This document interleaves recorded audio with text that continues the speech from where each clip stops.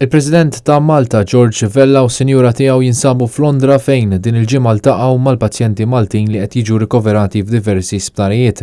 Bħalissa hemm 58 pazjent li qed jingħataw kura f'Londra. Il-President kellu kliem ta' tifħira l-impenn li qed juru l-ħaddiema ta' dawn l-isptarijiet u rat ħajr għall-isforzi li qed jagħmlu ta' kuljum biex il-pazjenti Maltin ikollhom l-aqwa kura possibbli u tama għal fejqan fl-iqsar żmien possibbli. L-ewwel li żaru kien l-isptar Great Ormond fejn hemm rikoverati tfal qed jingħataw kura l-marda tal-kanċer, kundizzjonijiet tal-qalb u każi oħra ta' emerġenza. Huma żaru lill-pazjenti żgħar li mill-bidu ta' din is-sena kienu jaqbżu l-40 tifel u tifla. Fl-Isptar Nazzjonali tan-Newroloġija ltaqgħu mal-konsulent Malti Ludwig Zrinzo li ilu 20 sena jgħixu jaħdem f'Londra. Dan il-konsulent huwa wieħed minn fost aktar professjonisti speċjalizzati fil-kirurġija tal-mart fil-moħħ. U f'dan l-isptar din is-sena ġew rikoverati ma' 30 pazjent Malti.